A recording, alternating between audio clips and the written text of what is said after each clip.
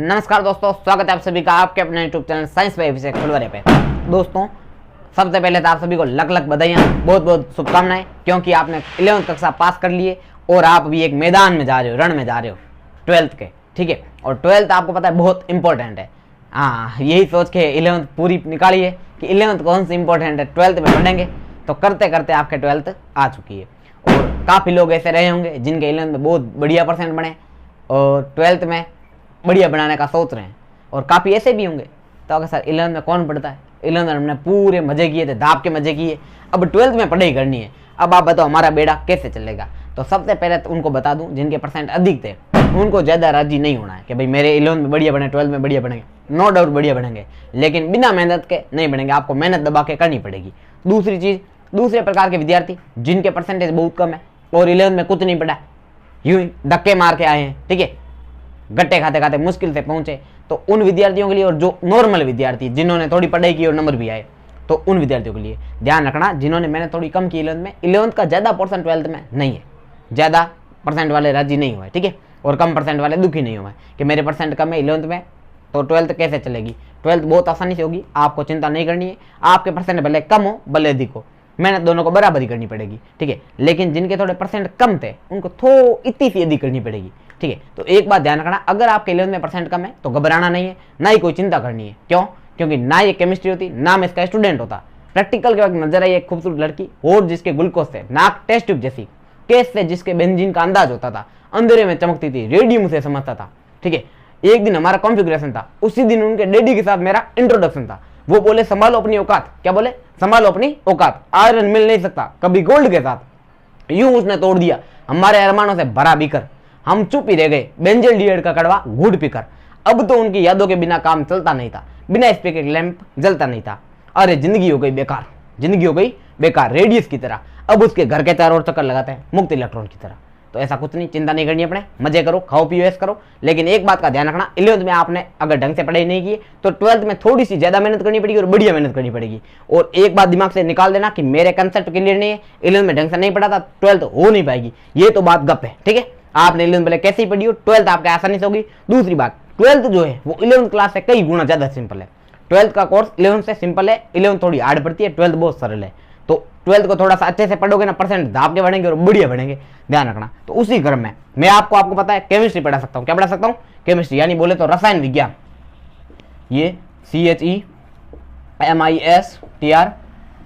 Chemistry, यानी बोले तो रसायन विज्ञान। रसायन विज्ञान। सबसे पहले तो एक और बात कर लेते हैं काम की, आपको पता भी होगा, हालांकि कभी सुनाई भी होगी, ठीक है। आपको केमिस्ट्री पढ़ते हैं, केमिस्ट्री पढ़ते हैं, तो अगर सर केमिस्ट्री है, केमिस्ट्री, हम तो डाउट में ही रहते हैं। काफी लोग पढ़ते हैं केमिस्ट्री, तो सुना तो हमने भी है, लेकिन आपने सुना होगा। देखो, एक कहानी सुनाता है। एक विद्यार्थी था, उसके पापा स्कूल में लेने आए। क्या है? लेने उसको। तो अब वो केमिस्ट्री की क्लास में बैठा था। किस में बैठा था? केमिस्ट्री की क्लास में। जैसे ही गया, उसको थोड़ा आपने जैसे कमजोरी था, बेचारा गया क्लास में, उसने बोला सर केमिस्ट्री की क्लास यही क्या। अब उधर केमिस्ट्री टीचर पढ़ा रहा है, वो सोच रहा है या तो ये मेरी बेइज्जती कर रहा है या तो इसे मालूम नहीं है। तो उसे पूछा आपको पता नहीं केमिस्ट्री होता, केमिस्ट्री नहीं होता, CH मतलब क, CH मतलब क। उसको 5 बार बोला, वो बेचारा समझ गया CH मतलब क, आज से केमिस्ट्री पढ़ूंगा, केमिस्ट्री नहीं पढ़ूंगा, CH को हमेशा क ही पढ़ूंगा। उसके दिमाग में फिट हो गया और टीचर भी समझा चलो इसको जाने दो भी। तो बच्चे तू जा अपने पापा के साथ। वो गया। अब उसको क्या करना था?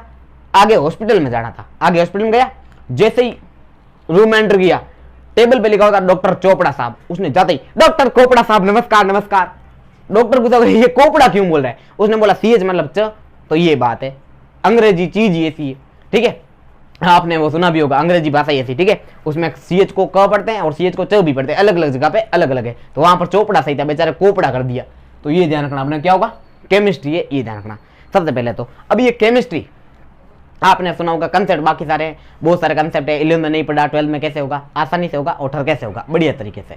तो सबसे पहले तो एकदम जीरो लेवल से मैं कुछ बेसिक पढ़ा रहा हूँ। 12th का कोई पार्ट शुरू नहीं करेंगे, अगले पार्ट में शुरू करेंगे, मतलब अगली क्लास में पार्ट शुरू करेंगे। आज खाली बेसिक देख रहे हैं, वो नहीं कर रहे हैं केमिस्ट्री की, एकदम जीरो यहाँ पर, तो यहाँ से शुरू कर रहे हैं। तो आपको चिंता नहीं करनी है, तो आप देखिए वीडियो को। तो ये रसायन विज्ञान का बेसिक है, जो कि सभी विद्यार्थियों के लिए बहुत इंपॉर्टेंट है, चाहे वो अभी 11th में या 12th में, तो भी इंपॉर्टेंट रहेगा। 12th वालों के लिए स्पेशल बनाया गया है, ताकि जिन्होंने 11th नहीं पढ़ी उनको ऐसा नहीं लगे मेरे को कुछ नहीं आ रहा है। ये वीडियो देखने के बाद आप बोलोगे मेरे को कुछ तो आ रहा है।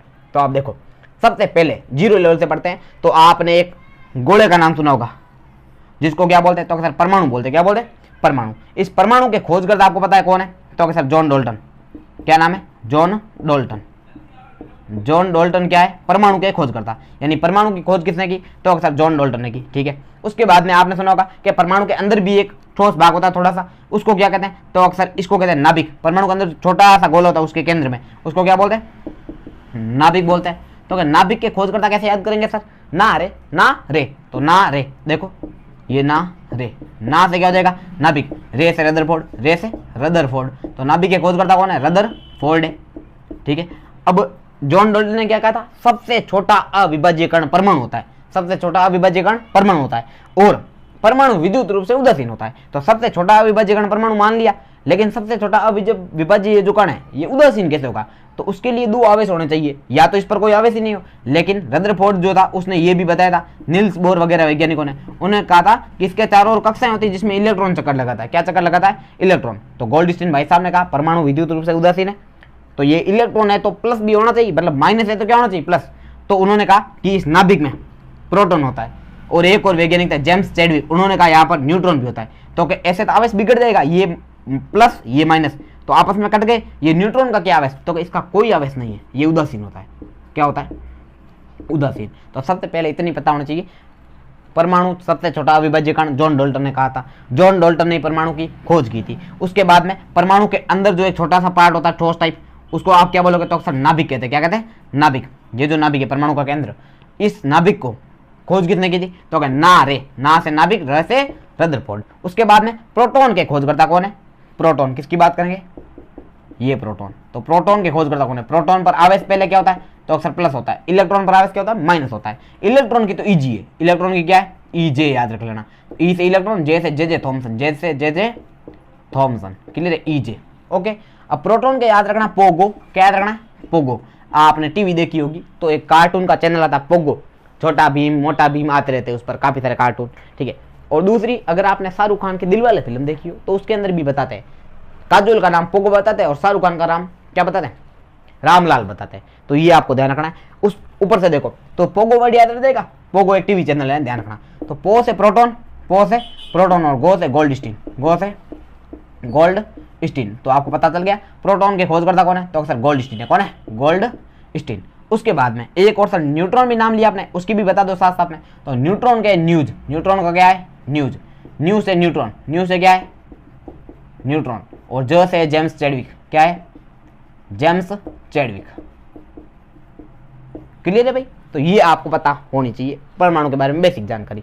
अब आपको पता चल गया परमाणु में क्या होता है? प्रोटॉन होता है, न्यूट्रॉन होता है, इलेक्ट्रॉन होता है। इलेक्ट्रॉन बाहर होता है, परमाणु में अंदर क्या होता है? तो अक्सर नाभिक में होता है प्रोटॉन और न्यूट्रॉन। प्रोटॉन का आवेश होता है प्लस, इलेक्ट्रॉन का माइनस, और न्यूट्रॉन का आवेश क्या होता है? उदासीन, कोई आवेश नहीं होता है। अब आप इसी क्रम में आगे बढ़ते थोड़ा, तो आगे बढ़ते हुए देखिए, सबसे पहले इसको साफ करते हैं। अब आप देखो प्रोटॉन नाम की एक चीज आपको बताइए अभी। तो प्रोटॉन क्या? एक कण है जो कि नाभिक के अंदर पाया जाता है। तो आपने आवर्त सारणी नाम सुना होगा जिसमें 118 तत्व है। तो आपने सुना, हाँ सर ये तो सुना, आवर्त सारणी तो नाम सुना है, देखी भी है कभी कभी, हाइड्रोजन, हीलियम, ऐसा कुछ। तो आपने देखा ये जो प्रत्येक तत्व जमाए किस अनुसार गए? तो काफी ने आपने सुना परमाणु क्रमांक के अनुसार। हेनरी मोजले ने आधुनिक आवर्त सारणी किसने बनाई थी? हेनरी मोजले ने। और किसके अनुसार जमाया? परमाणु क्रमांक, यानी नंबर के आधार पर। तो वो नंबर लाया कहां से होगा? तो उसने कहा कि कोई परमाणु, उसके अंदर प्रोटॉन कितने हैं? क्या है? प्रोटॉन कितने? प्रोटॉन को पी से दर्शाते हैं। जैसे प्रोटॉन 10 है तो उसने कहा इसको 10 नंबर पे रखा जाए, और इसका परमाणु क्रमांक जेड भी कितना होगा? 10 होगा। तो ये आपको पहले पढ़ना चाहिए। सबसे पहले परमाणु क्रमांक क्या होता है? तो किसी परमाणु में उपस्थित प्रोटॉनों की संख्या क्या कहलाती है? परमाणु क्रमांक कहलाती है। जैसे हाइड्रोजन है तो 1 नंबर पे आ रहा है ना, तो इसका मतलब इसमें क्या है? प्रोटॉन 1 है, इसीलिए 1 नंबर पे आ रहा है। इसमें प्रोटॉन कितने? 2 है। तो आपने बोला परमाणु क्रमांक को जेड से दर्शाता है। किससे दर्शाता है? जेड से। और ये जो है 1 नंबर पे 2 नंबर पे आ रहा है, यानी कि जेड और पी एक बराबर एक नहीं है। देखो ये जेड है, परमाणु क्रमांक 1 है, 2 है, इसमें प्रोटॉन 1, इसी कारण परमाणु क्रमांक 1, प्रोटॉन 2, परमाणु क्रमांक 2। जैसे मैंने बोल दिया कोई 102 नंबर पे कोई तत्व आ रहा है, आपको बताना उसका परमाणु क्रमांक कितना है? तो सर 102 ही होगा, 102 नंबर पे आ रहा है। तो प्रोटॉन भी 102। ठीक है। तो एक बात कह सकते हैं, पी बराबर क्या होता है? जेड होता है, यानी प्रोटॉन और परमाणु क्रमांक हमेशा क्या होते हैं? बराबर होते हैं। दूसरी चीज, अब आपने सुना था अभी कि परमाणु विद्युत रूप से उदासीन होता है, उदासीन होने के लिए इलेक्ट्रॉन भी उतने उतने होना चाहिए। तो आपको ध्यान रखना उदासीन परमाणु में, जैसे मैंने बोल दिया सोडियम, ये उदासीन है। क्या है? उदासीन। उदासीन का सामान्य अर्थ है प्लस और माइनस का नहीं होना। तो आपको इस सोडियम पर कोई आवेश नहीं दिख रहा है, ये उदासीन है। लेकिन अगर Na+ होता तो ये धनावेशित होता, ये उदासीन नहीं है, ये उदासीन नहीं है। उदासीन का मतलब कोई आवेश नहीं होना। तो ये Na+ है और Na। तो आपको ध्यान रखना उदासीन परमाणु में इलेक्ट्रॉन भी, प्रोटॉन भी और जेड भी तीनों ही बराबर होते हैं। यानी परमाणु क्रमांक तो वैसे ही प्रोटॉन के बराबर है, लेकिन उसमें इलेक्ट्रॉन भी बराबर होंगे। जैसे सोडियम कितने नंबर पे है? तो सर 11 नंबर पे, तो परमाणु क्रमांक 11। तो 11 इसमें क्या है? प्रोटॉन। प्रोटॉन कितने? 11। और इलेक्ट्रॉन भी कितने होंगे? 11 होंगे। लेकिन अगर उदासीन नहीं है तो फिर ये काम नहीं आएगा। प्रोटॉन और परमाणु क्रमांक तो सदैव बराबर होते हैं, लेकिन इलेक्ट्रॉन खाली उदासीन परमाणु में बराबर होते हैं। अब देखो, जैसे इसमें देखें तो परमाणु क्रमांक कितना होगा? तो सर 11। प्रोटॉन कितने?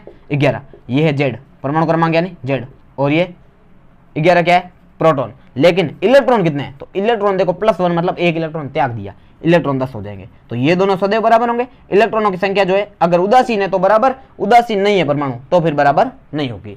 ये आपको क्लियर होना चाहिए। तो अब मैंने बोलूँ ऑक्सीजन 8 नंबर पे आता है, प्रोटॉन कितने होंगे? तो 8 होंगे। ये क्लियर होना चाहिए। यानी कोई तत्व कितने नंबर पे आता है उतने उसमें क्या होता है? प्रोटॉन होता है। प्रोटॉन और जेड दोनों बराबर होते हैं। क्लियर है? दूसरी चीज, तो ये सारे तत्व है। अब आपको पता चल गया होगा कि आवर सारणी में 118 है, लेकिन ये यहाँ पर तो 30 ही दिख रहे हैं। कितने दिख रहे हैं? 30। तो आपको पता है जब 11-12 पढ़ते हैं तो उसमें मैक्सिमम जो अध्ययन होता है वो 30 तक का ही होता है। कितने का होता है? 30 तक का। इसीलिए ये 30 तक तो मैंने लिखे।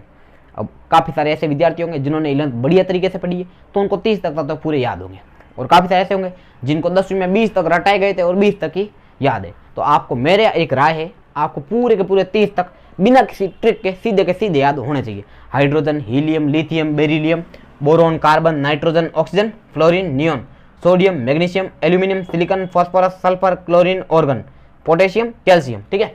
Scandium, titanium, vanadium, chromium, manganese, iron, cobalt, निकल, कॉपर, जिंक। ये 30 के 30 तत्व ऐसा कैसे याद होना चाहिए। लेकिन फिर भी कोई सोचे ट्रिक बताओ, तो 20 तक तो आपको ऐसे कैसे याद करने पड़ेंगे। 20 के आगे वाले तत्वों की ट्रिक बता देता हूँ। ठीक है? और ये क्योंकि काफी सारे को 20 याद होंगे इसीलिए 10 और ऐड करने। तो देखो ट्रिक है, शक्तिवान करे मना, शक्तिवान करे मना, फिर कौन निकाले कुएं से जान। शक्तिवान करे मना, फिर कौन निकाले कुएं से जान। ये एक और देखो, साइंस टीचर वीनू कुमारी मैडम, साइंस टीचर वीनू कुमारी मैडम, फेकोनी कुकर में जिंक। क्लियर? तो ये याद रख लेना। तो ये इतनी है 30 तक के तत्व। अब आप देख रहे होगे सर एक और, ये तो प्रतीक समय, प्रतीक का मतलब जिससे दर्शाते हैं। ठीक है? तो हाइड्रोजन हीलियम ये लिख के प्रैक्टिस करना। नाम आपने अभी बता दिया, हाइड्रोजन वगैरह सारे। मोलर द्रव्यमान क्या होता है? मोलर द्रव्यमान क्या होता है? तो आपको एक चीज ध्यान रखनी है कि नाभिक में क्या होता है? तो अक्सर प्रोटॉन होता है और न्यूट्रॉन होता है।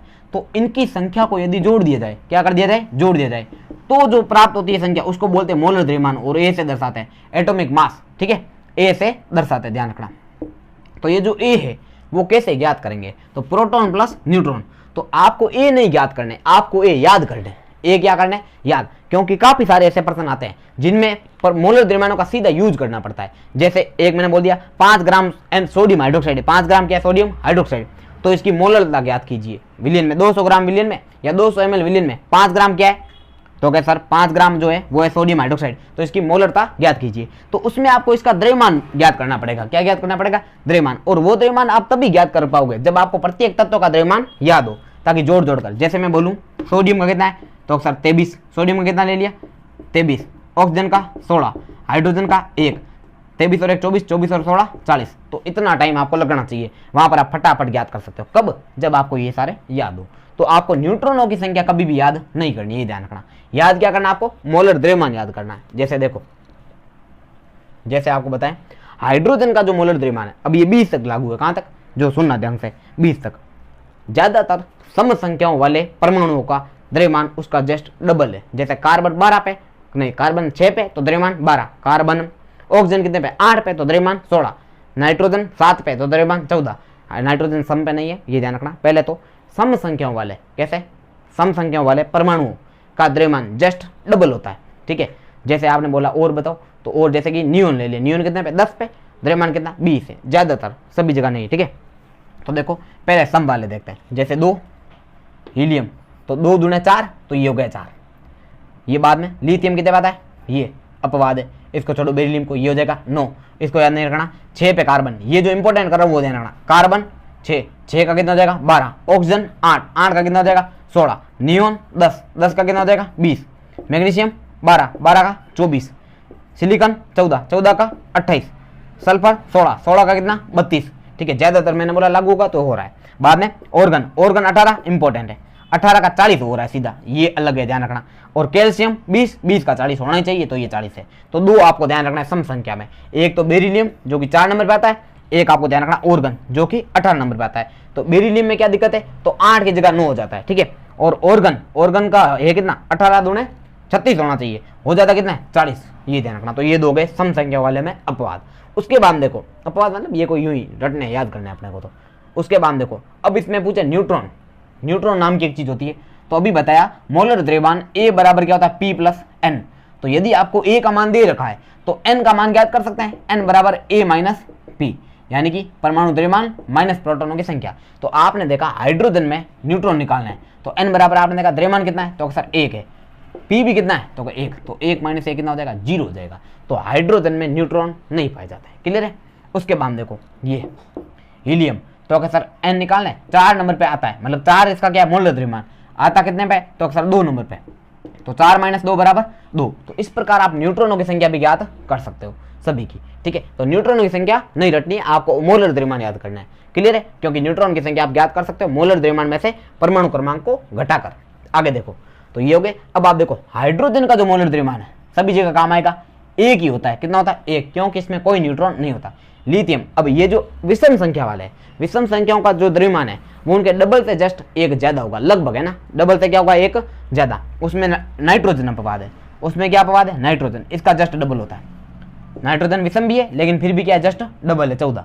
ठीक है, अब आप देखो जैसे हाइड्रोजन 1 ही आएगा खाली, तो हाइड्रोजन और नाइट्रोजन इन दोनों को भूल जाओ। उसके बाद देखो लिथियम आता है 3 नंबर पे, तो 3 दूने 6, 6 और 1 7।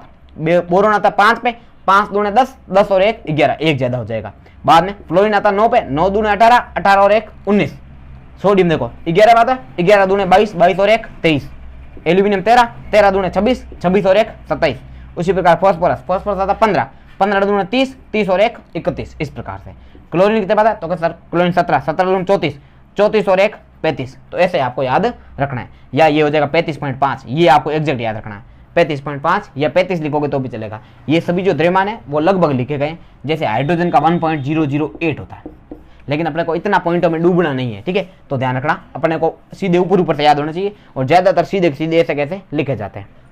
अगला ये 35.5 थोड़ा ध्यान रखना क्योंकि ये काफी बार यूज होता है। अगला ऑर्गन आपको बता दिया 36 होना चाहिए, कितना हो गया 40। पोटेशियम 19 पे आता है, 19 दूने 38, 38 और 1 39। ठीक है, और कैल्शियम कितना 20 दूने 40। तो ये 20 तक तो बहुत सिंपल है, और ये ऐसे याद नहीं होंगे। एक बात ध्यान रखना, कोई भी तत्व हो, द्रव्यमान याद करने हैं, प्रतीक याद करना है, ये तभी याद होंगे जब 1-2 बार आप ढंग से पढ़ोगे, दूसरी बार बिना देखे एक बार लिखोगे तो आपको पता चलेगा ये गलती हो रही है, यहाँ पर याद करना है, उसको 2 बार और देखो, बाद में फिर से लिखो। तो बिना देखे जब लिखोगे ना तो सारे याद हो जाएंगे। तो ऐसे प्रैक्टिस करनी है। ठीक है, अब बात करते हैं 21 से 30। यहाँ पर ये रूल लागू नहीं होगा, यानी कि ये सीधे रट लेना है अपने को, ठीक है, ताकि काम आ जाए। उसमें भी सबसे ज्यादा इंपॉर्टेंट है आयरन, बाद में निकल, कॉपर और निकल और जिंक, ये सबसे ज्यादा इंपॉर्टेंट है और पूछे जाते हैं, इन पर प्रश्न आते हैं, और एक मैग्नीज भी। ठीक है, तो इतने सारों का याद होना चाहिए, हालांकि पूरे याद कर लेते हैं, सीधे रटने पड़ेंगे। और इसमें ये डबल बबल नहीं देखना, सीधा स्कैंडियम 21 पे सीधा 45 है, वहां पर डबल करोगे, एक ज्यादा करोगे तो भी काम नहीं बैठेगा। तो देखो स्कैंडियम कितने पे 21। अब याद कैसे करेंगे, 3 के सेट में 45 48 51। पहले तत्व तो याद है, scandium, titanium, vanadium, chromium, manganese, iron, cobalt, निकल, कॉपर, जिंक।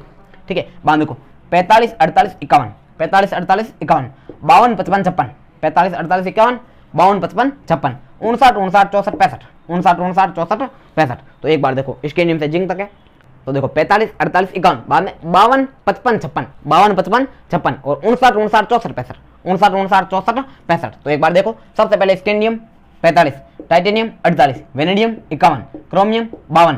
ठीक है, मैग्नीज पे 55, मैग्नीज 55, आयरन 56, कोबाल्ट 59, निकल 59, कॉपर 64 और जिंक का 65। तो ये आपको याद होना चाहिए 45 48 51 52 55 56 59 59 64 65। 2 बार बोलोगे याद हो जाएगा, लिख देना एक बार। अब आपको कुछ ऐसे तत्व दिख रहे होंगे जिनके परमाणु द्रव्यमान समान है, जैसे ऑर्गन और कैल्शियम दोनों का 40-40 है। तो ऐसे तत्व जिनका परमाणु द्रव्यमान समान होता है और परमाणु क्रमांक अलग अलग होता है, एक का 18 एक का 20, तो उनको बोलते हैं समभारिक, क्योंकि भार क्या है, समान है, तो समभारिक। समभारिक मतलब ऐसे तत्व जिनका परमाणु क्रमांक तो अलग अलग है लेकिन परमाणु द्रव्यमान समान है, या अणु द्रव्यमान या मोलर द्रव्यमान समान है, उनको बोलते हैं समभारिक। क्लियर है। अब जैसे कुछ प्रश्न करते हैं और मजा भी आ जाएगा। देखो NaOH क्या लिखा है, NaOH, तो Na का 23, ऑक्सीजन का 16, Na आता है विषम 11, 11 दूने 22 और 1 23, 16 पे ऑक्सीजन और हाइड्रोजन का 1, तो ये हो जाएगा 40। अब देखो Na वही का वही 23 और क्लोरीन का आपको पता है 35.5, कितना 35.5, तो जोड़ोगे तो हो जाएगा 58.5, कितना हो जाएगा 58.5। अगला देखो NH3 नाइट्रोजन 7, 7 दूने 14, तो ये 14, एक हाइड्रोजन का 1, तो 3 का 3, तो 7 ये 17, हाइड्रोजन का कितना 1, तो 2 हाइड्रोजन H2SO4 है, 2 का कितना हो जाएगा, तो अक्सर 2। सल्फर, सल्फर आता है 16, 16 दूने 32, तो ये हो जाएगा 32। और ऐसे तत्व भी आपको याद होना चाहिए कि किस तत्व का परमाणु क्रमांक कितना है, जैसे क्लोरीन का 17 है, सल्फर का 16 है, जिंक का 30 है, निकल का 28 है, ऐसे याद होने चाहिए, ध्यान रखना ताकि जल्दी से निकाल पाओ आप। अगला देखो तो ये हो गया सल्फर का कितना 32, एक ऑक्सीजन का 16, तो 4 का 64, 16 चौके 64, ये 32 और 64 कितने हो गए, तो सर 96, 96 और 2 98, ये 98।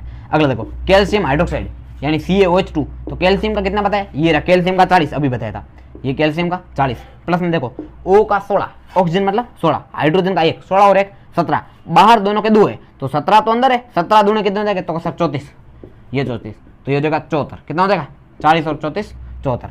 अगला इसका आपको निकाल के कमेंट करना है, देखते हैं कितने का सही होता है, NaHSO4, ठीक है, ये कमेंट करना। तो ये था बहुत ही बेसिक वीडियो, एकदम जीरो लेवल तक देखा है, उसके बाद में थोड़ा सा बेसिक और देखना है, वो भी आप वीडियो एंड तक देखिए, आपको मजा आएगा। और वो जो है ना बहुत इंपॉर्टेंट है, पूरी केमिस्ट्री में बार बार वही काम आएगा। अब अपन क्या देखेंगे, तो अब जो बेसिक में देखेंगे वो देखेंगे नाम और सूत्र, नाम और सूत्र। जैसे मैं आपको बोलूं देखो CaSO4, तो 90% विद्यार्थी सही बोलेंगे कैल्शियम सल्फेट, क्या बोलेंगे कैल्शियम सल्फेट। वही मैं आपको बोलूं एल्यूमिनियम सल्फेट का फॉर्मूला लिखो, एल्यूमिनियम सल्फेट का फॉर्मूला लिखो, तो 90% गलत लिखेंगे, AlSO4 गलत है। तो यही आपको अभी सिखाने जा रहा हूं कि भाई किस तत्व का फॉर्मूला कैसे लिखोगे, वो आपको पता होना चाहिए, यौगिक का फॉर्मूला कैसे बनाना है, तो वो भी आप सीख लो। हालांकि ये 10वीं तक का नवीं तत्व का है, कहां तक है, नवीं तक का, लेकिन विद्यार्थी क्या है ढंग से पढ़ते नहीं है, 9वीं 10वीं 11वीं ये ढंग से पढ़ते नहीं, 12th में उनको काफी लोगों को समझ में नहीं आता ये फॉर्मूला आया तक कैसे है। तो आपको मैं अलग से आपके 12th के लेवल का नहीं फिर भी समझा रहा हूं ताकि आपका बेसिक अच्छा हो जाए, और आगे से अपन अगले वीडियो से केमिस्ट्री शुरू कर देंगे 12th की, ठीक है। तो अभी थोड़ा और देखना, हाँ तो हम बेसिक पढ़ रहे थे, इसी बेसिक में थोड़ा सा और देख लीजिए, नामकरण वेरी वेरी इंपॉर्टेंट है। ये नाम और सूत्र बनाना अगर आपको आ गया तो आपको काफी आसानी होगी, कोई भी यौगिक देखते हैं नाम तो कम से कम दिमाग में आएगा, याद भी जल्दी होगी केमिस्ट्री बहुत आसानी से। तो सबसे पहले आपको पता है कोई भी यौगिक को, जैसे मैं यहाँ पर ये देखूँ काको3 नहीं, कैल्शियम कार्बोनेट CaCO3, देखते ही लग रहा है Ca मतलब क्या होता है, तो अक्सर कैल्शियम होता है, क्या होता है ये कैल्शियम, ठीक है। और CO3 मतलब तो अक्सर कार्बोनेट, क्या होता है कार्बोनेट। अब जिसने पढ़ रखा है उसके दिमाग में सीधा आएगा कैल्शियम कार्बोनेट, सोचने की जरूरत नहीं है। लेकिन जिसको पता नहीं है कि CO3 को कार्बोनेट कहते हैं उसके जीवन में बहुत बड़ी दिक्कत आती है। तो आपको सबसे पहले इसीलिए मैंने साइड में अलग से लिख दिए, आपको एक पेन और कॉपी लेनी है, उसमें सारे छाप लेना है और अच्छे से याद कर लेना है। बाद में आपको कोई भी फॉर्मूला का प्रश्न गलत नहीं कर पाओगे, जल्दी से पहचान लोगे। तो देखो Cl को बोलते हैं क्लोराइड, F को फ्लोराइड, Br को ब्रोमाइड, I को आयोडाइड, और सभी के ऊपर खासियत है -1 लगा हुआ है। अगर माइनस के बाद में कोई संख्या नहीं दे रही मतलब 1 है, तो इन सभी का आवेश कितना है -1 है, ये ध्यान रखना। तो क्लोराइड, फ्लोराइड, ब्रोमाइड, आयोडाइड, ठीक है। बाद में CO3 को बोलते हैं कार्बोनेट, आवेश होता है -2। सल्फेट बोलते हैं SO4 को, SO4 को क्या बोलते हैं सल्फेट, SO4 CN- को बोलते हैं साइनाइड, क्या बोलते हैं साइनाइड या नाइट्राइल भी कहते हैं। NO2 और NO3 ध्यान रखना दोनों पर -1 होता है। NO2 को बोलते हैं नाइट्राइट, क्या बोलते हैं नाइट्रेट, और NO3 को नाइट्रेट, क्या बोलते हैं नाइट्रेट। अब ये देखो ये सबसे इंपॉर्टेंट रहते हैं भाई, ये अगर खाली H2- है तो उसको बोलेंगे सल्फाइड, क्या बोलेंगे सल्फाइड। और SO3 है तो बोलेंगे सल्फाइड, खाली ट और ड का फर्क है।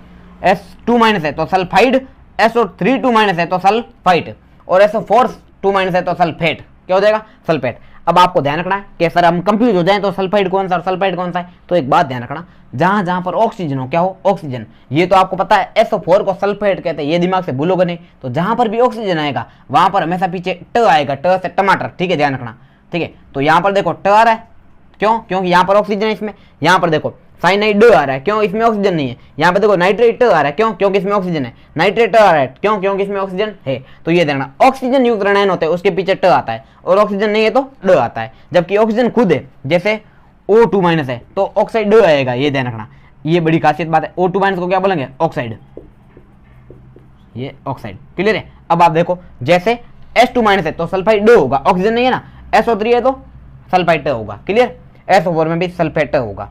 अगला देखो OH- को बोलते हैं हाइड्रोक्साइड, क्या बोलते हैं, हाइड्रोक्साइड, इसमें O है, ये सभी जगह नहीं है लेकिन ज्यादातर ये लागू है। अब देखो OH- को क्या बोलते हैं, हाइड्रोक्साइड, क्या बोलते हैं, हाइड्रोक्साइड। CO, खाली CO, कोई आवेश नहीं है तो उसको बोलेंगे कार्बोनिल, क्या बोलेंगे, कार्बोनिल। NO, नाइट्रोसिल, क्या बोलते हैं, नाइट्रोसिल। O2- हो तो ऑक्साइड। तो ये सारे तो बहुत सिंपल है, ठीक है, और ये तो 99% लोगों को याद ही रहते हैं। ये कुछ एक्स्ट्रा आपको याद रखना है अच्छे से, ताकि पर्सन गलत नहीं हो और काम आए पूरी केमिस्ट्री में।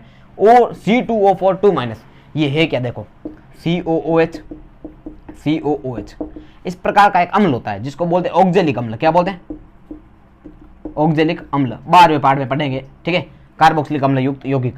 तो उसमें देखेंगे COH और COH, दो COH एक दूसरे से जुड़े हो तो क्या बोलते हैं, ऑक्जेलिक अम्ल। अब यहाँ से देखो एक हाइड्रोजन हटाया -1, एक हाइड्रोजन हटाया -2, तो ये बन गया C2, ये C2। O कितने हैं, तो O4 और -2, तो इसको बोलते हैं ऑक्जेलेट। तो ऑक्जेलिक अम्ल से बना, इसके लिए नाम क्या है, ऑक्जेलेट। ये है बोरेट, क्या नाम है, बोरेट, BO3 3-। बोरेट और फॉस्फेट दोनों पे 3- आवे, ध्यान रखना। लेकिन BU3 होता है, PO4 होता है। तो BU3 3- borate, PO4 3- phosphate, PO3- PO4 3- क्या होगा, फॉस्फेट। बाद में CH3COO-, तो CH3COO- बनेगा एसिटेट, और HCO- फॉर्मेट। ये भी आपको पता होगा, HCOOH एक अम्ल होता है जिसको बोलते हैं फॉर्मिक अम्ल, और CH3COH भी एक अम्ल होता है जिसको बोलते हैं एसिटिक अम्ल। और पीछे से यदि हाइड्रोजन हट जाए तो 8 आता है। तो फॉर्मिक अम्ल से क्या बनेगा, फॉर्मेट, और एसिटिक अम्ल से क्या बनेगा, एसिटेट, क्लियर है। तो ये हो गए कुछ ऋणायन, ये सारे क्या थे, ऋणायन। अब आपको कुछ अन्य धातुओं का नाम बता देता हूँ। 30 तक तो आपको याद है, फिर भी कुछ अन्य धातु हैं या फिर अन्य तत्व जिनके साथ इनके यौगिक बने होते हैं। जैसे मैं बोलूँ लेड नाइट्रेट का फॉर्मूला बताओ तो कोई सोचेगा सर लेड का तो बताया नहीं, तो इसलिए ये बता देता हूँ। तो देखो PT, प्लेटिनम, PT बोले तो प्लेटिनम, धातुओं के पीछे हमेशा म आता है, ईएम आता है ज्यादातर। तो PT मतलब प्लेटिनम, PD मतलब पैलेडियम, PDO तो पैलेडियम, पैलेडियम, प्लेटिनम, ठीक है। अगला PB को बोलते हैं लेड, क्या बोलते हैं, लेड। ये जो है वो लैटिन नाम है, लेड मतलब सामान्य नाम रखा गया, इसको प्लम्बम बोलते हैं, क्या बोलते हैं, रियल नाम है प्लम्बम, प्लम्बम। यहीं पर एक और उदाहरण आपको समझाता हूँ जो प्रैक्टिकल वाइवा में काफी बार पूछी जाती है 12th में, कि अस और इक क्या है। यानी कि एक है Pb2+, क्या है, Pb2+, और एक है Pb4+। इन दोनों में कोई अंतर है या नहीं है, वहां पर लोग कंफ्यूज रहते हैं और नहीं बता पाते हैं। वो सोचते हैं PB और PB सर दोनों सेम है, खाली आवेश का फर्क है। तो और कोई अंतर, तो और कोई अंतर नहीं है, नाम का अंतर होता है, ध्यान रखना। जिसका आवेश कम होता है उसके पीछे अस जुड़ता है, तो इसका नाम होता है प्लम्बस। क्या नाम होगा, ये प्लम्बस, और इसका नाम होगा प्लम्बिक, प्लम्बिक। पीछे इक जुड़ेगा, क्या जुड़ेगा, इक। तो उच्च ऑक्सीकरण अवस्था के पीछे इक, जबकि निम्न के पीछे अस। ये भी ध्यान रखना, एक बढ़िया सा रूल आपको बताया, ठीक है, ये भी छाप लेना। तो आपको ध्यान रखना, खाली PB दे रखा हो तो लेड बढ़ोगे या प्लम्बम बढ़ोगे, लेकिन PB2+ है तो प्लम्बस, PB4+ है तो प्लम्बिक, ठीक है। जैसे अब देखो Hg को पढ़ते हैं मरकरी, क्या पढ़ते हैं, मरकरी। Bi का मतलब होता है बिस्मथ, Bi का मतलब क्या होता है, बिस्मथ। Ba मतलब बेरियम, Ba मतलब बेरियम। Ag मतलब सिल्वर, Ag मतलब सिल्वर। इसका नाम होता है अर्जेंटम, क्या होता है, ये अर्जेंटम, ठीक है, सिल्वर मतलब अर्जेंटम। Au मतलब गोल्ड, सोने का प्रतीक क्या होता है, Au। ये दोनों इंपॉर्टेंट रहते हैं। Au मतलब गोल्ड, इसको बोलते हैं ओरम, क्या बोलते हैं, Au यानी ओरम, ठीक है। अगला नेक्स्ट है W का मतलब है टंगस्टन, क्या है, टंगस्टन, इसको बोलते हैं टंगस्टन, किसको, W को बोलते हैं, ध्यान रखना। और Sn होता है टिन, टिन का क्या प्रतीक होता है, Sn, टंगस्टन का W, ये ध्यान रखना। वुल्फ्रेमाइट, या इसको क्या बोलते हैं, वुल्फ्रम बोलते हैं, क्या बोलते हैं, वुल्फ्रम। अगला टिन को क्या है, Sn, और एंटीमनी को बोलते हैं Sb। एंटीमनी को किससे दर्शाते हैं, Sb से, टिन को Sn से। इसको स्टेनम भी बोलते हैं, क्या बोलते हैं, स्टेनम, या स्टेनस और स्टेनिक बन जाएगा। जैसे Sn 2+ है तो स्टेनस, ठीक है, और Sn 4+ है, क्या Sn 4+ तो क्या हो जाएगा स्टेनिक, ऐसे चलता रहेगा। ये एंटीमनी, क्या नाम है, एंटीमनी। तो ये जो थे वो कुछ ऋणायन थे और ये सारी धातु थी, सबके सब छाप लेना है। अब आप देखो मजा कैसे आता है। अब आपको कोई तत्वों का नामकरण पूछे कि इन यौगिकों का नाम बताओ, तो आप आसानी से बता पाओगे, ठीक है। जैसे देखो सबसे पहले ये लिखा है जैसे कि कैल्शियम और SO4, तो आपको पता है Ca मतलब कैल्शियम, SO4 मतलब सल्फेट, तो सीधा नाम क्या बनेगा, ये कैल्शियम सल्फेट। अब आपने देखा AgCl, Ag मतलब तो क्या सर सिल्वर, Cl मतलब क्लोराइड, तो सिल्वर क्लोराइड, नाम क्या बन गया, सिल्वर क्लोराइड। सबको क्लियर। अगला देखो PbO, तो क्या सर Pb मतलब लेड, Pb मतलब लेड और O मतलब ऑक्साइड, तो क्या बन गया, लेड ऑक्साइड, ये लेड ऑक्साइड। या आप इसको प्लम्बस ऑक्साइड भी कह सकते हो, क्योंकि ऑक्सीजन पे 2- तो इस पे 2+, तो 2+ हो तो प्लम्बस बोलते हैं, ठीक है। या फिर अपने लेड ऑक्साइड ही लिख रहा है, चिंता नहीं करनी। अगला, या फिर एक और नाम की पद्धति होती है, उसमें ऐसे लिखते हैं लेड सेकेंड ऑक्साइड, यानी कि कोष्टक में इसकी ऑक्सीकरण अवस्था लिख देते हैं ताकि पता चल जाए कि लेड कौन सा है, Pb2+ है या Pb4+ है। तो एक ऑक्सीजन है तो आपको पता चल जाना चाहिए, एक ऑक्सीजन पे -2 होता तो इस पे कितना आएगा, +2, तो सेकंड हो जाएगा। अगर PbO2 होता तो आपको पता चलना चाहिए एक ऑक्सीजन पे -1 मतलब -2, तो 2 पे कितना, -4, तो इस पे कितना हो जाएगा, +4। तो इसमें क्या लिखते हैं, Pb, यानी नाम लिखना होता तो लेड 4th लिख देते हैं, और क्या लिख देते हैं, ऑक्साइड, लेड 4th ऑक्साइड। या इसको क्या बोल सकते हैं, प्लम्बस ऑक्साइड, ठीक है। और इसको क्या बोल सकते हैं, प्लम्बिक ऑक्साइड। ये भी आपको अलग से बताया, ये भी ध्यान रखना, इंपॉर्टेंट सारे और लिख लेना कॉपी में। अगला नेक्स्ट है SnO2, Sn मतलब तो सर टिन ऑक्साइड, क्या बोलेंगे, टिन ऑक्साइड, ये टिन ऑक्साइड। या इसको स्टेनस ऑक्साइड भी कह सकते हैं, स्टेनिक ऑक्साइड कहेंगे, ठीक है, 4+ है ये। अगला नेक्स्ट है LOH3, क्या नाम है, LOH3। आपने बोला एल मतलब एल्यूमिनियम, एल मतलब ये एल्यूमिनियम, एल मतलब एल्यूमिनियम, और OH मतलब हाइड्रोक्साइड, तो ये नाम बन गया एल्यूमिनियम हाइड्रोक्साइड। तो ये तो सबसे सिंपल काम है, देख कर नाम याद करना, ठीक है। यानी कि अगर ये आपको याद है तो आप सीधे पीछे आगे पीछे जोड़ नहीं है। OH मतलब आपको पता है हाइड्रोक्साइड, एल मतलब एल्यूमिनियम, तो एल्यूमिनियम हाइड्रोक्साइड, क्योंकि इसके नाम में संख्या दर्शाई नहीं जाती है, नाम में कोई संख्या नहीं दर्शानी, तो आसान काम है। जैसे एल्यूमिनियम और O मतलब ऑक्साइड, तो क्या नाम बनेगा, ये एल्यूमिनियम ऑक्साइड। अब यहाँ पर देखो Pb मतलब वो भी होता है लेड, Pb मतलब लेड, और NO3 मतलब तो क्या सर, NO3 मतलब आपने बताया नाइट्रेट, क्या पता है, नाइट्रेट, तो सीधा लिख दो नेड नाइट्रेट, ये हो जाएगा लेड नाइट्रेट। समझ में आया क्या। तो नाम लिखना बहुत सिंपल काम है। कुछ अम्ल और देखते हैं, बाद में नाम से सूत्र बनाना वो इंपॉर्टेंट है, वो अभी आपको सिखाऊंगा, वो थोड़ा ज्यादा इंपॉर्टेंट रहता है, ठीक है। तो देखो वो नहीं बना पाते लोग, ये तो बना पाते हैं। HNO3 मतलब नाइट्रिक अम्ल, 90% को याद है। ये HCl यानी हाइड्रोक्लोरिक अम्ल, ये सबको याद रहता है, सबसे गरीब अम्ल यही है, हाइड्रोक्लोरिक अम्ल। H2SO4 सल्फ्यूरिक अम्ल, H2SO4 क्या बोलते हैं, सल्फ्यूरिक अम्ल। H2CO3 को बोलते हैं कार्बोनिक अम्ल, क्या बोलते हैं, कार्बोनिक अम्ल। HCOH फॉर्मिक अम्ल, CH3COH एसिटिक अम्ल। क्लियर है। ये सारे अम्लों के नाम भी आपको अलग से याद रखने हैं। उसके बाद में अब आपने देखा कि सर ये नाम ऐसे क्यों, आप इसको हाइड्रोजन सल्फेट नहीं कह सकते, वो सही है, गलत नहीं है, लेकिन इनको अलग से नाम दे रखा है, तो ये भी आपको याद रखना है। अब आपको बताएंगे कि सूत्र से नहीं, नाम से सूत्र कैसे बनाते हैं, वो थोड़ा इंपॉर्टेंट रहेगा। उसके लिए आपको ये सारे आवेश याद होना चाहिए, ध्यान रखना। हेलाइडो के सभी के आवेश, क्लोराइड फ्लोराइड ब्रोमाइड आयोडाइड -1 है, कितने हैं, -1। कार्बोनेट सल्फेट दोनों का कितना है, -2। साइनाइड नाइट्राइट नाइट्रेट तीनों का कितना है, -1। ठीक है, ये सारे लिख लेना अलग से, -1 वाला अलग, -2 वाला अलग, -3 वाला अलग, ठीक है। सल्फाइड और सल्फाइट, सल्फाइड सल्फाइट और सल्फेट तीनों के तीनों कितने, -2 है। अगला ऑक्साइड हाइड्रोक्साइड, सॉरी हाइड्रोक्साइड का कितना, -1। कार्बोनिल पे कोई आवेश नहीं है, नाइट्रोसिल पे कोई आवेश नहीं है, ऑक्साइड पे -2, ऑक्साइड पे कितना, -2। और देखो oxalate -2, oxalate -2। Borate phosphate -3, borate phosphate -3। और ये एसीटेट और फॉर्मेट दोनों पे -1। तो ये आपको सारे के सारे आवेश याद होना चाहिए, ठीक है। और धातुओं का आवेश निकालना भी सिखाऊंगा। तो ये सारे हो गए। अब अपन देखेंगे नाम से सूत्र, तो इसको मिटा रहा हूं, स्क्रीनशॉट ले लीजिएगा।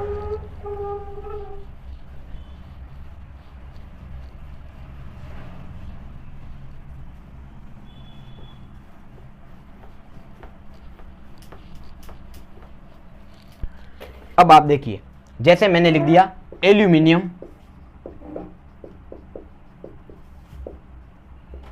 Hydroxide,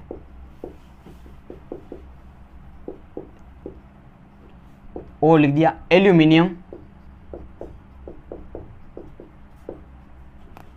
carbonate. इन दोनों का आपको फॉर्मूला लिखना है। अब 99% जो विद्यार्थी हैं वो गलत लिखेंगे, ठीक है, बाकी 10% विद्यार्थी को आता ही। अच्छा 99 और 10 ज्यादा हो रहे, गणित कमजोर है, ठीक है। अगला देखो, तो ये एल्यूमिनियम हाइड्रोक्साइड, तो 99 क्या लिखेंगे, ये मतलब 90% मान लेते हैं।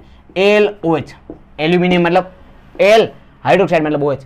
अब उनको पता नहीं कि संख्या कैसे लगानी है। उसी प्रकार देखो, एल्यूमिनियम का Al, कार्बोनेट का CO3। अब ये फॉर्मूला क्या बनता है, गलत बनता है।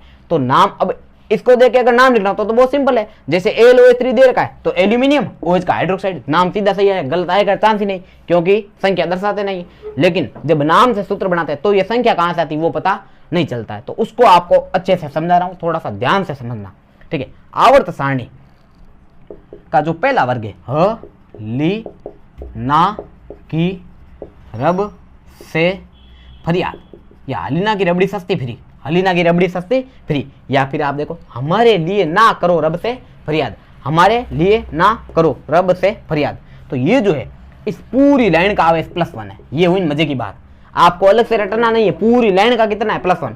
हाइड्रोजन का आवेश +1, लिथियम का +1, सोडियम का +1 और पोटेशियम का +1, ये चारों याद होने चाहिए।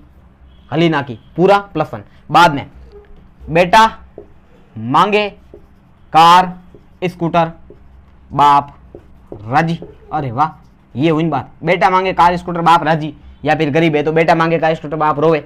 तो इसका जो पूरी लाइन का आवेश है +2 है, कितना है, प्लस का 2। ये बहुत काम आएगा नाम से सूत्र बनाने में। तो पूरी लाइन का आवेश कितना है, +2। जैसे अब मैं बोलूं मैग्नीशियम सल्फेट का फॉर्मूला लिखना है और मैग्नीशियम क्लोराइड का फॉर्मूला लिखना है, तो आप दोनों लिख पाओगे। अब अगर नहीं पता होता तो ऐसे लिखते हैं, मैग्नीशियम का Mg, सल्फेट का SO4, और मैग्नीशियम का तो सर Mg, और क्लोरीन का, क्लोराइड का क्या होता है तो सर Cl। तो फिर आधे सही होते हैं और आधे गलत होते हैं। अब आपको ये याद रह जाएगा तो पूरे सही होंगे। आपको पहले ध्यान रखना सल्फेट, तो सर सल्फेट पे -2 आवेश, साथ में याद रखना SO4 2- Cl- साथ में आवेश याद रखना। तो SO4 पे 2- आवेश है, तो यहाँ पे लिख देना 2। क्या लिख देना, 2। पहले लिख देना सल्फेट, उसके नीचे कितना लिख देना -2। बाद में यौगिक किसके साथ बना, मैग्नीशियम, तो यहाँ पे लिखोगे Mg। मैग्नीशियम को किससे दर्शाते हैं, Mg से। अब मैंने आपको बता दिया दूसरी पूरी लाइन का आवेश कितना, +2, तो ये लिख दिया +2। अब आवेश को छोड़ दो, अगर आवेश बराबर है, अगर आवेश क्या है बराबर, तो कट जाएंगे और दोनों का एक एक लेना है, तो क्या बनेगा MgSO4, ठीक है, ये ध्यान रखना। क्या लिखोगे सीधा MgSO4, सही है सूत्र। उसी प्रकार देखो मैग्नीशियम क्लोराइड का लिखना है, तो पहले लिखो मैग्नीशियम का Mg, क्लोराइड का Cl। क्लोराइड यानी Cl-, तो माइनस का 1 आवेश होता है। Mg पे अभी देखा था प्लस का 2 आवेश है, तो अगर बराबर नहीं है तो विपरीत गुणा कर दो, यानी मैग्नीशियम ले लो 1, क्लोरीन ले लो 2, तो मैग्नीशियम कितना आएगा 1 और क्लोरीन आएगा 2, तो MgCl2 सही है। अब पल्ले पड़ा, कुछ एग्जाम्पल और देखेंगे। तो पहले पूरे वर्ग का आवेश कितना है, तो अगर सर पूरे पहले वर्ग का आवेश यानी सारी धातुओं का आवेश +1 है, दूसरे पूरे वर्ग का आवेश +2 है, यानी सारी मर्दा धातु का आवेश +2 है। अब आप देखो तीसरा वर्ग, कौन सा वर्ग, तीसरा, जो यहां से तीसरा नहीं 13वां वर्ग है ना, तीसरा तो छोड़ो, धातु आ जाएगी डी ब्लॉक, डी ब्लॉक को यहां से खा जाओ, सीधा आते हैं 13वें वर्ग पे।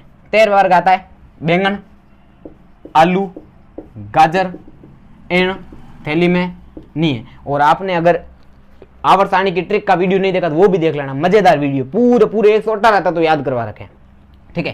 तो बैंगन, आलू, गाजर इन थैली में नहीं है। पूरी श्रेणी का आवेश +3, ये देखो ऐसे याद ऐसे होता है, पूरी श्रेणी का आवेश +3। तो एल्यूमिनियम का आवेश कितना है, तो सर अब पता चल गया एल्यूमिनियम का आवेश कितना है, +3 है। अब इन दोनों का फॉर्मूला निकालते हैं, ठीक है। अब देखो एल्यूमिनियम का क्या लिखोगे, तो सर Al, हाइड्रोक्साइड का तो सर OH, इतना पता चल गया। हाइड्रोक्साइड पे आवेश आपको पता है कितना, -1 होता है, तो हाइड्रोक्साइड का आवेश कितना हो गया -1।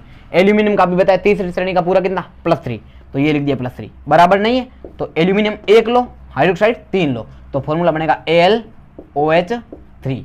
अब पहले पढ़ा कुछ कि फॉर्मूला कैसे बनता है। अगला देखो एल्यूमिनियम कार्बोनेट का लिखना है, तो एल्यूमिनियम का एल्यूमिनियम, कार्बोनेट का CO3, और CO3 पे माइनस होता है 2, तो ये लिख दिया 2- अभी बताया था, है ना।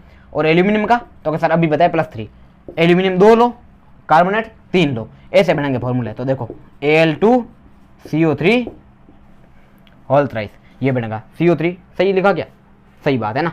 Al2, 1 एल्यूमिनियम पे 3, तो 3 दूने 6, 1 कार्बोनेट पे 2, तो 2 × 3 6, माइनस का भी 6 प्लस का भी 6, टोटल बराबर, ये चीज है, ठीक है। तो इस प्रकार निकालने फॉर्मूले। अब आपको देखो सारे आवेश बता देता हूं एक बार, फिर भी आपको याद हो गए। पहली श्रेणी का आवेश कितना है, तो अगर सर पूरे का +1, आवेश बोलो ऑक्सीकरण अवस्था बोलो एक ही, ठीक है, या संयोजकता बोलो, तो पहली श्रेणी का +1, दूसरी का +2, बाद में 13वें वर्ग की बात करेंगे, किसकी, 13वें वर्ग का है +3, कितना है, प्लस का 3, और आते कौन कौन से, तो बैंगन, आलू, गाजर, एण, थैली में नहीं है, क्लियर है भाई, ये ध्यान रखना। उसके बाद देखो 14वां वर्ग कार्बन वाला, उन सभी की संयोजकता 4 है, कितनी, 4, और वो कहीं पे काम नहीं आएगा। अपन बात करें सीधे 15वां कौन सा है, नेपाल, पाकिस्तान, ऑस्ट्रेलिया, तो उसकी -3, अब ये उल्टा शुरू हो जाएगा, +1 2 3, इधर भी 3 2 1, तो ये -3, ये नेपाल, पाकिस्तान, ऑस्ट्रेलिया सब भिखारियों में, ठीक है। तो आपको ये ऊपर वाले दो ही ध्यान रखना है, मेन तो नाइट्रोजन का आवेश कितना होता है, -3, एल्यूमिनियम का कितना होता है, +3, मैग्नीशियम का +2, ठीक है। ये जो गोले कर रहा हूं ये आपको याद रखना है सारे सारे, ठीक है। ये जो तत्व है ना, इनका आवेश आपको याद रखना है। तो इन सभी का कितना है, 1 2 3, अब माइनस में शुरू हो गया।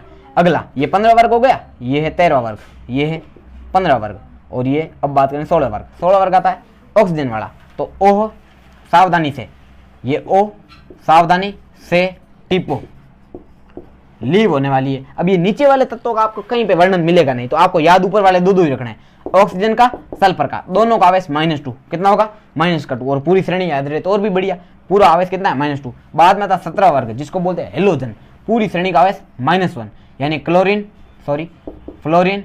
क्लोरीन, ब्रोमीन, आयोडीन, एस्टेटिन और टेनेसिन, ठीक है। तो आपको याद तो ये रखना है, क्लोरीन, ब्रोमीन, आयोडीन, चारों का आवेश कितना है, तो सर -1 है, ठीक है। और 18वें वर्ग का आवेश है 0, 18वें का आवेश कितना है, 0, यानी हीना, नीना और करीना सबके एक्सरे रंगीन ऑरेंज, यानी हीलियम, नियोन वगैरह सबका आवेश कितना है, 0। तो आपको मेन इतना याद रखना है, ये अगर आप ये पूरा याद कर लेते हो और ये जो अभी पढ़ा है वो पूरा याद कर लेते हो, कभी भी कोई सूत्र नाम बनाने में दिक्कत नहीं आएगी। तो ये था अपना आज का बेसिक वीडियो, जिसमें बहुत 0 लेवल की बातें की है और आपको अच्छे से समझाने की कोशिश की है।